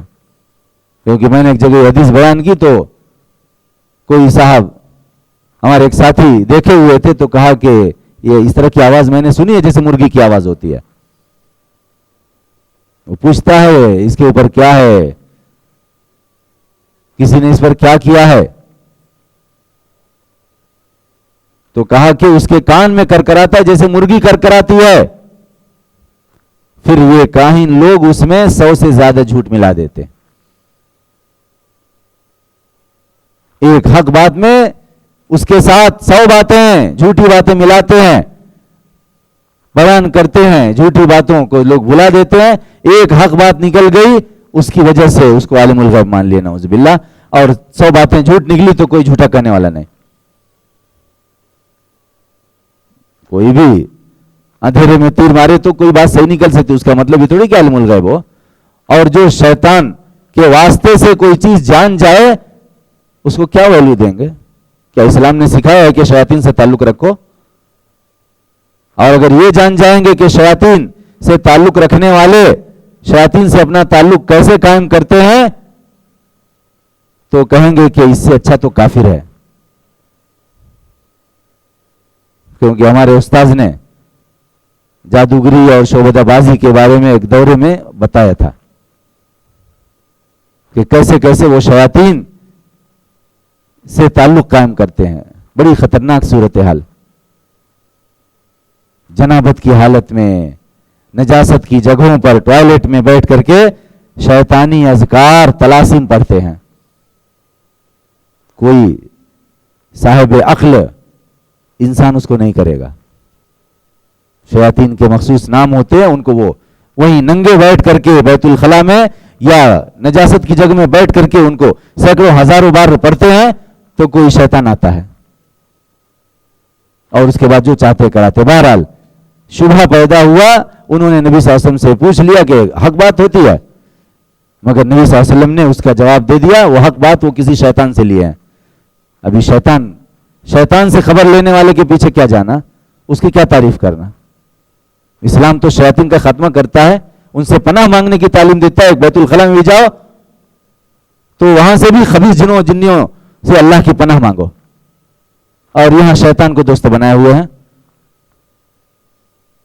شبہ کا ذکر کر کے اس کے بارے میں علم حاصل کر لیا اور اس کو پہنچا دیا. صحیح بخاری میں ابو ہریرہ رضی اللہ عنہ کی روایت سے قصہ آیا ہے، ان اعرابیًا اتی رسول اللہ صلی اللہ علیہ وسلم فقال، ایک عربی یعنی عرب کے دیہاتی آدمی نبی صلی اللہ علیہ وسلم کے پاس آئے تو انہوں نے کہا کہ ان کی بیوی نے کالا لڑکا جنا ہے. ولدت امراتی غلاما اسود، یہ بیوی نے کالے بچے کو جنم دیا ہے، وہ شاید کالے نہیں تھے. وہ انی انکرت، اور میں نے اس کا انکار کر دیا ہے، میں اپنا بچہ نہیں مانتا.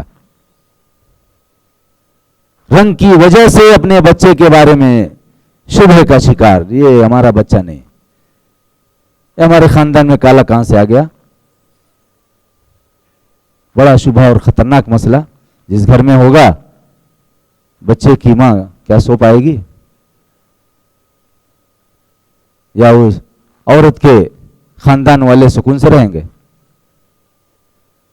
کیونکہ بچے کا انکار یہ بڑی تہمت ہے، زنا کی تہمت. کالے بچے کو جنم دیا اور میں نے اس کا انکار کر دیا ہے. نبی صلی اللہ علیہ وسلم، مگر نبی صلی اللہ علیہ وسلم کے پاس آئے، پوچھے. نبی صلی اللہ علیہ وسلم نے کہا ہل لک من ابل، کیا تمہارے پاس کچھ اونٹ ہیں؟ قال نعم، کہا کہ ہاں اونٹ ہیں. کہا فما الوانھا، ان کا رنگ کیا ہے؟ قال حمر، کہا کہ سرخ ہیں، لال رنگ کے ہیں. کہا حل فیہا من اورخ، کیا اس میں کوئی خاکی رنگ کا ہے، مٹی کے رنگ کا ہے؟ کہا کہ ان فیہا لورقن، کہا کہ اس میں کئی خاکی ہیں، سرخ اونٹوں میں کئی خاکی رنگ کے ہیں. کہا کہ پھر وہ انا ترا ذالک جاہا، یہ دوسرے کلر والے اونٹ کہاں سے آ گئے سرخ میں؟ لال اونٹ ہیں تو لال اونٹ رہنے چاہیے سب، یہ خاکی رنگ کے اونٹ کہاں سے آ گئے؟ کہا ارق نزہا، کسی رگ نے اس کو کھینچا ہے، یعنی شاید ان کی نسل میں کوئی خاکی رنگ کا رہا ہوگا، اس کے اثر سے کچھ سرخ اونٹنیوں نے خاکی رنگ کے بچے جنم دیے جو کالے کے قریب ہیں. تو کہا لعل ھذا ارق نزہ، شاید اس بچے کو بھی کسی رگ نے کھینچا ہوگا، اس کے باپ دادا میں کوئی کالا رہا ہوگا تو یہ کالا ہوا ہے. ولم یرخص له فی الانتفاع منہ، اور اس بچے کے انکار کی رخصت نہیں دی، رنگ کی بنا پر بچے کے انکار کی اجازت نہیں دی. بچہ تمہارا ہے، رنگ کی بنیاد پر انکار نہیں کر سکتے. ایک اونٹوں میں اگر سرخ اونٹوں میں خاکی رنگ کا اونٹ آ سکتا ہے کیونکہ اس کے اوپر کی نسل میں کوئی خاکی رنگ کا تھا، تو انسان میں بھی گوروں میں کالا بچہ پیدا ہو سکتا ہے کہ شاید اس کے باپ دادا میں کوئی تھا. اس حدیث کے پڑھنے کے وقت ہمارے استاد کلیۃ الحدیث جامعہ اسلامیہ مدینہ میں ڈاکٹر عبدالعزیز بوئیمی نے قصہ سنایا تھا، مجھے یاد ہے. کہا مدینہ میں ایک آدمی کے ہاں ایسے ہی کالا بچہ پیدا ہوا، وہ شک کرتا تھا کہ اس کا بچہ نہیں لگتا ہے، مگر خاموش صبر کرتا تھا، شک کے باوجود صبر کرتا. ایک مدت کے بعد اس بچے کے باپ امریکہ میں رہتے تھے تو وہ آئے. بچے کے دادا امریکہ میں رہتے تھے، جب آنے والے تھے تو یہ بچہ اپنے باپ کے ساتھ، یا بچے کا باپ اپنے بچے کو لے کر کے ایئرپورٹ گیا. جب بچے کے دادا باہر آئے اور بچے کو دیکھا تو ان کی زبان سے نکلا ہاکذا کان جدی. بچے کے دادا نے کہا میرے دادا ایسے ہی تھے. بچے کے دادا نے کہا میرے دادا ایسے ہی تھے. شاید بچے کے باپ نے اپنے باپ کے دادا کو یعنی اپنے پردادا کو نہیں دیکھا تھا. دادا نے تصدیق کی یہ تو میرے دادا جیسا ہے. دادا کی یاد آ گئی اور تصدیق کر دی. یہ صحیح اولاد ہے کہ زنا کی اولاد ہے شبہ، یہ بہت خطرناک مسئلہ ہے. صحابی نے آ کر کے نبی صلی اللہ علیہ وسلم سے پوچھا، نبی صلی اللہ علیہ وسلم نے جواب دیا. اور دوسروں سے انہوں نے نہیں پوچھا کہ کسی سے بھی پوچھ لو، پڑوسی سے پوچھ لو، فلاں سے پوچھ لو، آپس میں حل کر لیں گے. نبی صلی اللہ علیہ وسلم سے پوچھا اور نبی صلی اللہ علیہ وسلم نے وہ تعلیم دی جو ساری امت کے لیے تعلیم ہے، جس میں راحت ہے. آخر میں کچھ صحابیات کے قصے بھی سنا دیتا ہوں. صحابیات بھی اس منہج پر چلتی تھی، گرچہ خواتین تھی، گرچہ گھروں میں رہنے والی تھی، مگر وہ اس پر چلتی تھی. ان میں ام المؤمنین عائشہ رضی اللہ عنہا کا قصہ ہے، صحیح بخاری میں ہے. کہا جا امی من الرضاعہ فاستاذن علی فابیت ان آذن له حتی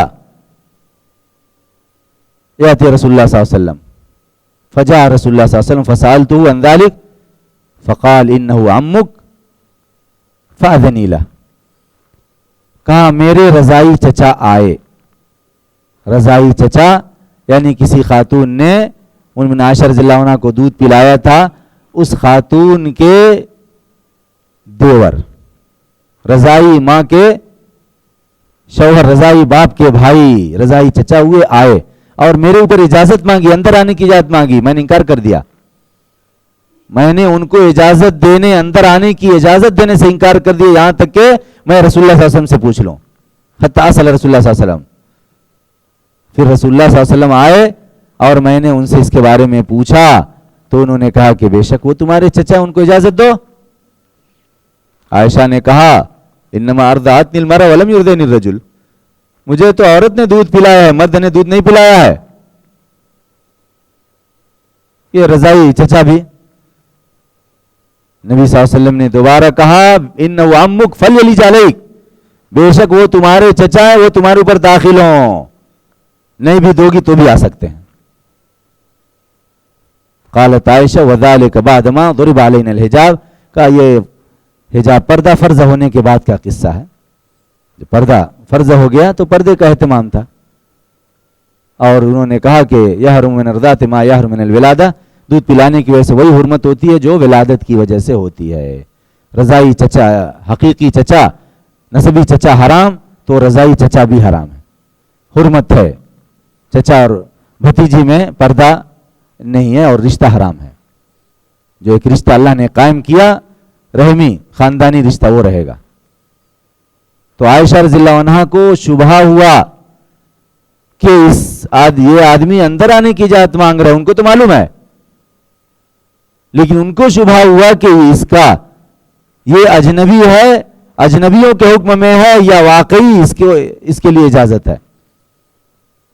کہا جب تک علم حاصل نہیں کر، جب تک نہیں پوچھتی اجازت نہیں دیتی ہے، رہو باہر.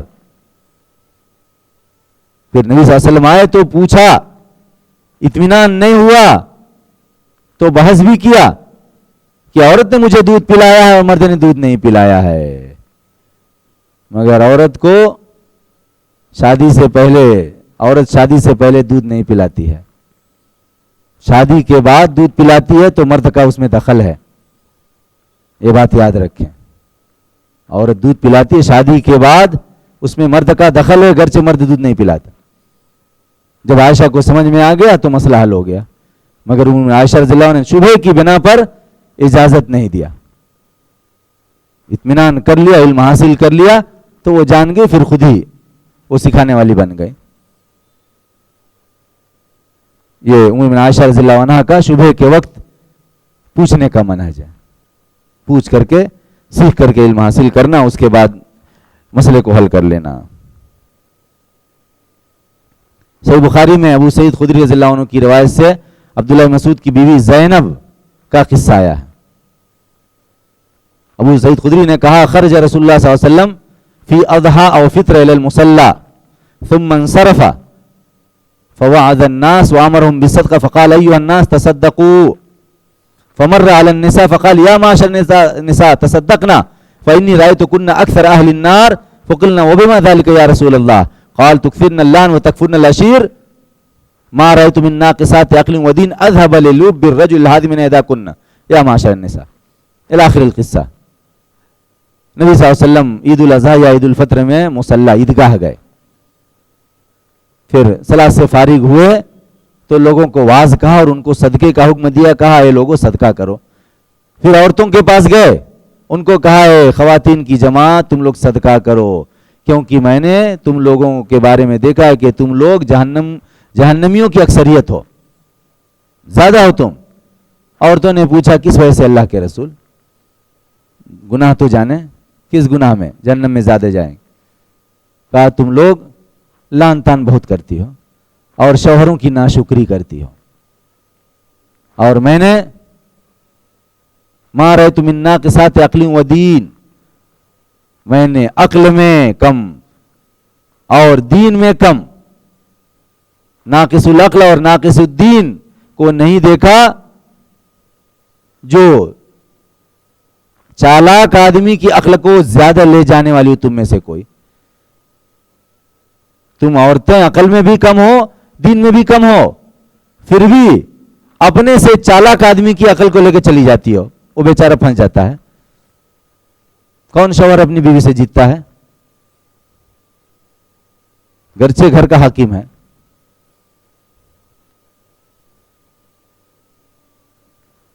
ما رأيت من ناقصات عقل ودين أذهب للرجل الهادم من إحداكن يا معشر النساء ثم انصرف فصار إلى منزله فجاءت زینب بنت ابن مسعود تستأذن علیہ.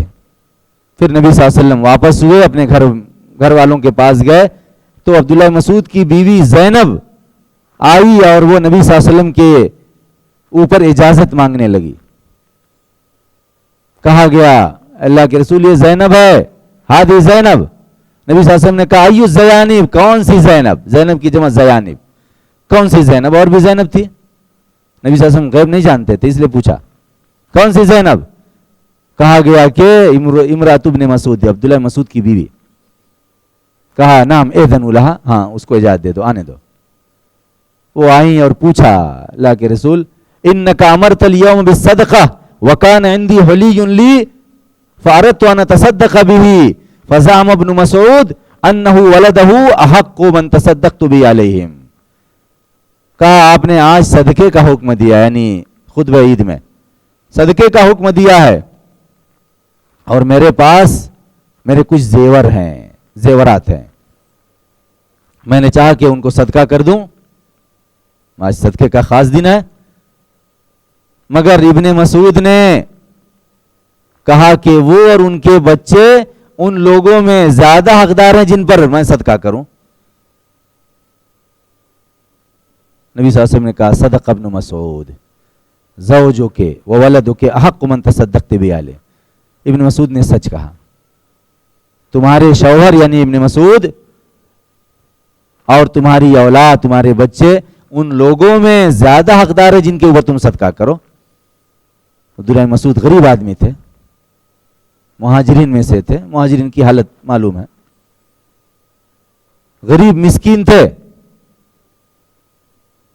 انہوں نے کہا بیوی کے بارے میں جانا کہ ابھی صدقہ کرنا چاہتی تو بتا دیا کہ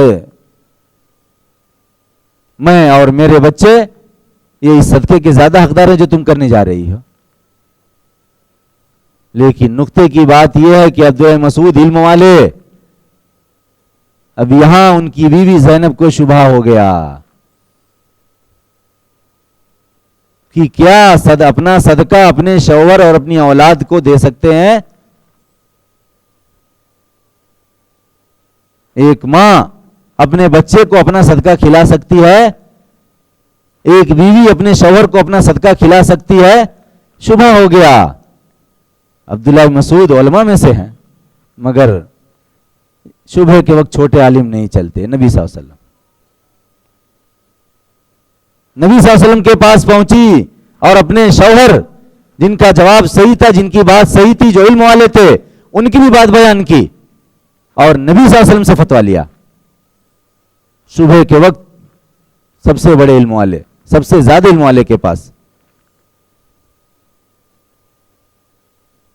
انہوں نے جس منہج پر عمل کیا وہ منہج ہمارے لیے منہج ہے.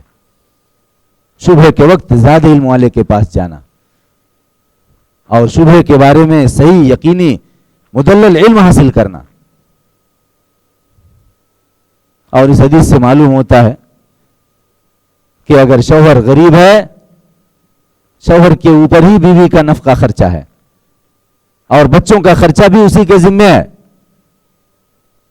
اگر اس کی بیوی, غریب مرد کی بیوی صدقہ کرتی ہے, زکوٰۃ دیتی ہے, تو وہ کسی بھی حقدار کو دے سکتی ہے, مگر اس کے گھر کے اندر اس کا جو غریب شوہر ہے, جو صدقے یا زکوٰۃ کا حقدار ہے, وہ اپنے لیے اور اپنے بچوں کے حق میں وہ اس صدقے کو لے سکتا ہے. اور عورت کے لیے زیادہ ثواب یہ ہے کہ اپنے شوہر کو دے دے, لیکن شوہر یہ نہیں, بیوی کے ساتھ نہیں کر سکتا, کیونکہ شوہر پر, بیوی پر شوہر کا خرچہ واجب نہیں ہے,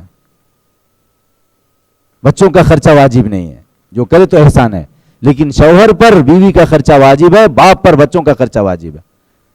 وہ اپنا صدقہ, اپنی زکوٰۃ بیوی کو نہیں دے گا, وہ باہر جائے گا, اپنا دوسرا مال کھلائے گا ان کو. میں تنبیہ کے طور پر یہ کہہ رہا ہوں. بہرحال عبداللہ مسعود کی بیوی زینب نے عبداللہ مسعود کی بات پر اکتفا نہیں کیا, جھٹلایا بھی نہیں, نبی صلی اللہ علیہ وسلم سے رجوع کر کے صحیح علم حاصل کیا اور حقیقی علم حاصل کیا.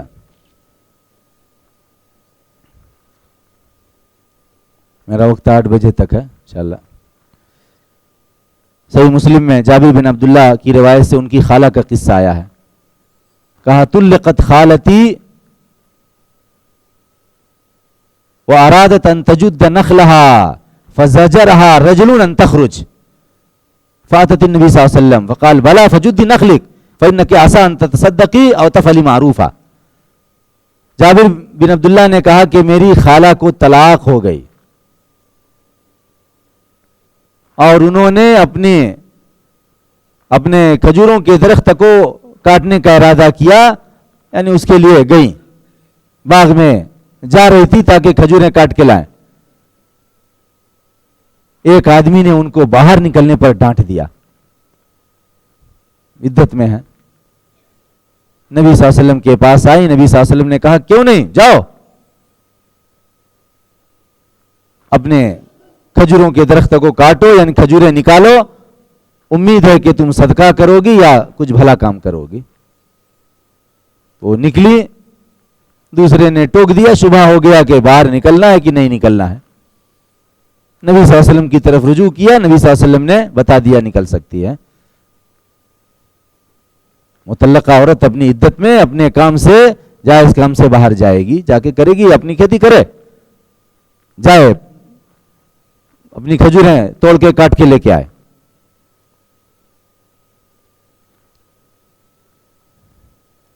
آخری قصہ صحیح بخاری میں عائشہ رضی اللہ عنہ کی روایت سے فاطمہ بنت ابی حبیش کا قصہ ہے.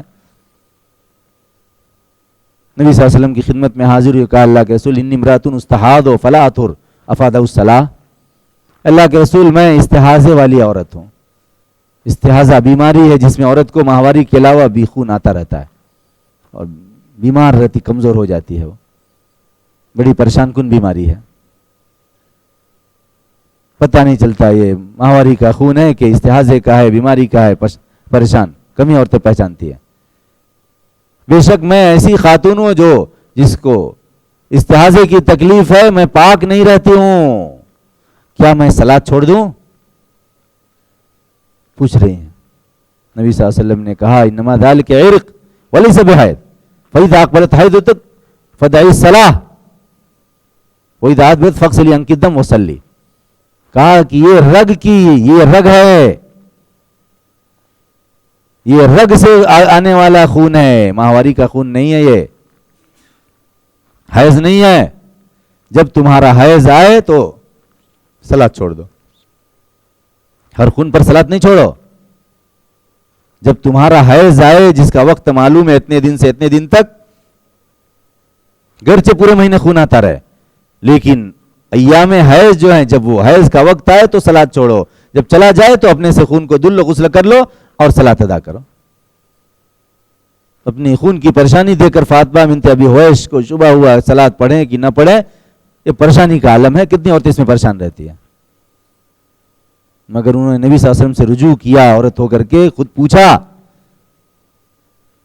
نبی صلی اللہ علیہ وسلم سے اس بارے میں علم حاصل کیا. پتہ چلا کہ کتنا بھی خون آئے، حیض کے علاوہ کتنا بھی خون آئے نہیں چھوڑ سکتے. حیض، ایام حیض میں صلاۃ ممنوع، اس کے علاوہ صلاۃ پڑھنی ہے چاہے جتنی بھی تکلیف ہو.